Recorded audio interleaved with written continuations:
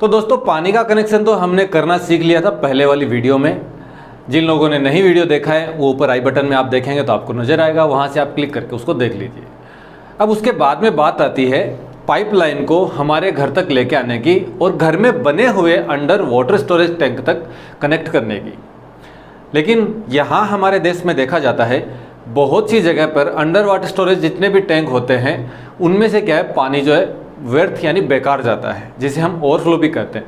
कहीं ना कहीं हमारी गलती होती है, कहीं ना कहीं ग्राहक की गलती होती है, जिस वजह से उस गलती का खामियाजा अक्सर हमें देखने को मिलता है और हम भुगतते भी हैं। उसको हम रोक सकते हैं, ये तो आप अच्छे से जानते हैं। और रोकेंगे किससे, इसका शायद आपको पता भी है। जिनको नहीं पता वो आज की वीडियो में जानेंगे फ्लोट वाल्व के बारे में। तो चलिए फिर देर नहीं करते हैं, वीडियो को हम आगे स्टार्ट करते हैं। तो आप सभी को यहाँ पे जो नज़र आ रहा है इसे फ्लोट वाल्व कहा जाता है। ये जो आप ग्रीन कलर की एक बॉल नज़र आ रही है आपके सामने, ये प्लास्टिक की बॉल होती है और इसके अंदर जो है हवा रहती है, जिसकी वजह से ये डूब नहीं पाती, यानी कि ये फ्लोट करती रहती है, तैरती रहती है, इसीलिए इसको फ्लोट वाल्व भी कहा जाता है। बॉल को आपने समझ लिया, इसके अंदर हवा है और इसका जो डाया है करीब करीब 4 इंच का है। बड़ी साइज भी आती है लेकिन मिनिमम आपको ये 4 इंच में मिलेगी, जहां आप इसको अच्छे से इस्तेमाल कर सकते हैं। ये तो हो गई बॉल की बात।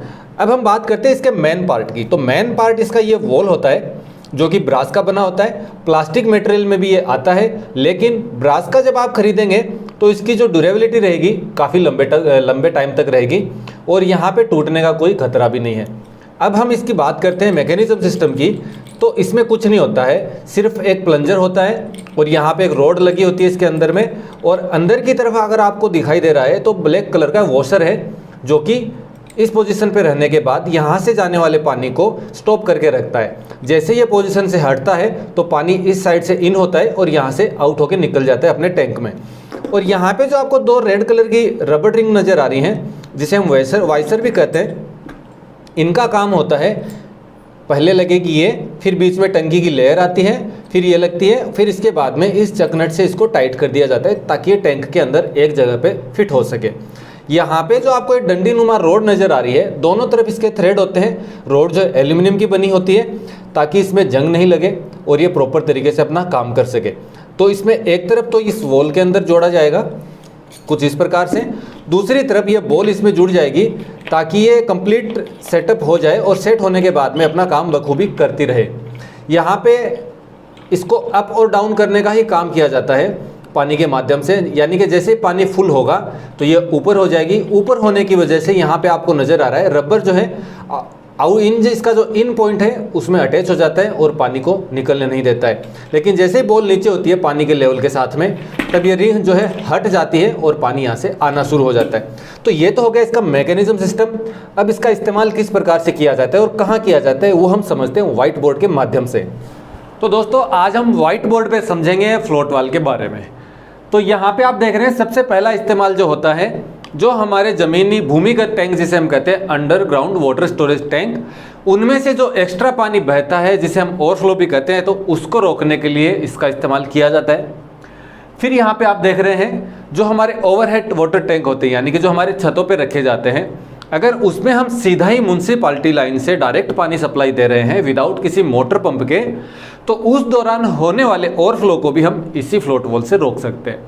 फिर यहाँ पे तीसरा आप देख रहे हैं, अगर मान लीजिए आप अपनी छत पे 2 वाटर टैंक लगा रहे हैं और दोनों को ही किसी एक मोटर से आपने कनेक्ट कर रखा है, लेकिन उन वाटर टैंक की हाइट जो है अलग अलग है, तो उस दौरान हमें किन्हीं 2 में से एक में उसकी लगाने की ज़रूरत रहेगी ताकि हमें जो पानी मिल रहा है वो टैंक के अंदर वो दोनों टैंक में बराबर मिलता रहे। तो वो सबसे पहले जिसकी हाइट कम रहेगी उसमें लगाएंगे।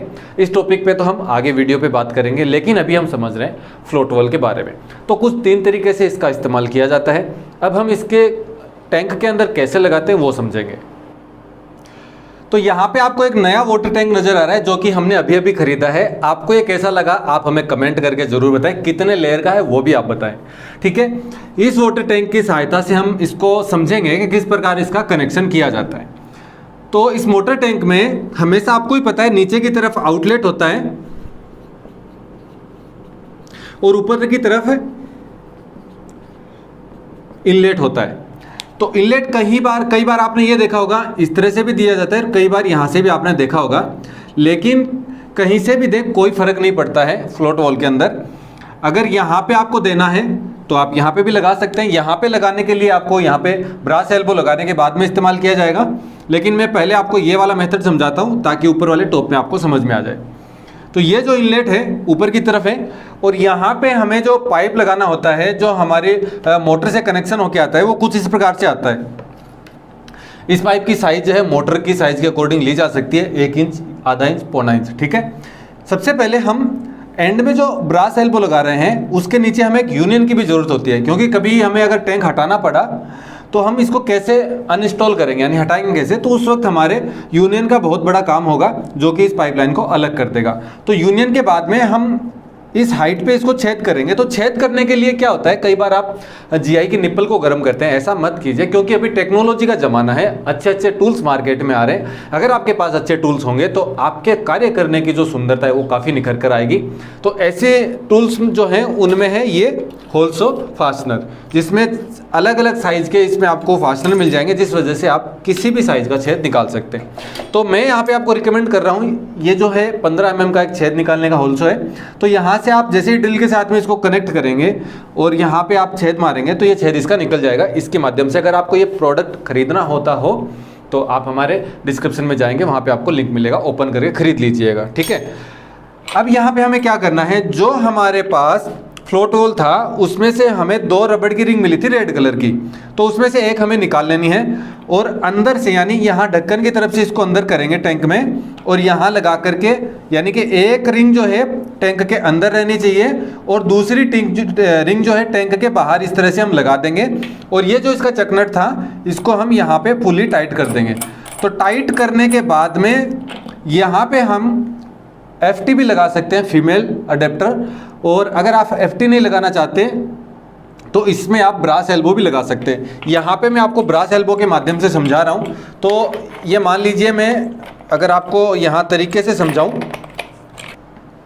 तो ये टैंक के अंदर कुछ इस तरह से नज़र आएगा। अगर आप इसको देखें तो ये कुछ इस प्रकार से है, यहाँ पे यूनियन है, यहाँ पे ब्रास एल्बो है, यहाँ पे फ्लोट वॉल्व है और यहाँ पे फ्लोट की गेंद है।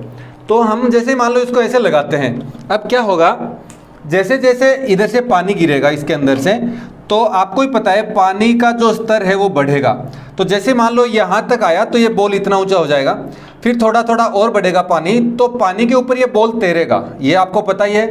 तो लास्ट यहाँ तक आ रहा है, यानी कि ये इतना पानी जब इस टैंक में हो जाएगा तो यहाँ पर आकर ये बंद हो जाएगा, यहाँ से पानी आना बिल्कुल बंद हो जाएगा, क्योंकि जो यहाँ से इन होकर इधर से आउट हो रहा था तो अंदर इसके ब्लैक कलर की एक रिंग लगी हुई है जिसकी वजह से ये पानी रुक जाएगा। कब, जब ये फ्लोट वॉल जो है ऊपर की तरफ रहेगा। तो इसको लगाने का एक तरीका ये है। दूसरा तरीका आपने यहाँ से समझना है। तो अभी हम समझेंगे ऊपर से अगर करना हो तो किस प्रकार से कनेक्शन करेंगे। तो यहाँ पे हमें छेद निकालना होगा। छेद निकालने के लिए फिर से वही होल्सों की ज़रूरत हमें पड़ेगी। जैसे मान लीजिए यहाँ पे छेद निकल गया, अब हमें यहाँ पे सबसे पहले ब्रास एल्बो लगाना पड़ेगा, यानी कि पूरी फिटिंग मैंने तैयार की हुई है, आपको आसानी से समझ में आ जाए।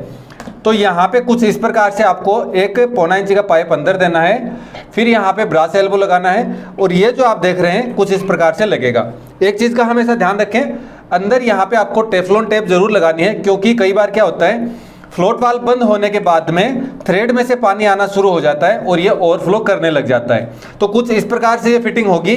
आप बीच में यहाँ पे यूनियन लगाना ना भूलें, चाहे आप यहाँ लगाएं चाहे आप ऊपर लगाएं, ताकि कल को आपको इसको खोलने में बहुत आसानी रहेगी। प्रोसेस इसकी वही रहेगी, जैसे ही पानी आएगा भरेगा ये ऊपर होगा और ऊपर होते ही यहाँ से निकलने वाला पानी जो है बंद हो जाएगा। तो इस प्रकार से हम इस फ्लोट वॉल को ऊपर वाले टैंक में इस्तेमाल कर सकते हैं।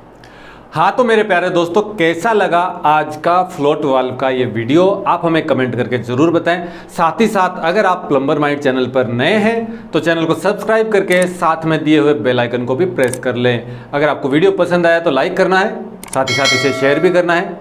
मन में कोई भी सुझाव हो चैनल से संबंधित या फिर वीडियो से संबंधित, आप हमें बेझिझक होकर कमेंट कीजिए। आपके कोई सवाल होंगे तो उनका जवाब जो है मंडे लाइव शाम को 7 बजे आपको मिलता रहेगा। तो आज के लिए इतना ही। जय हिंद, जय भारत।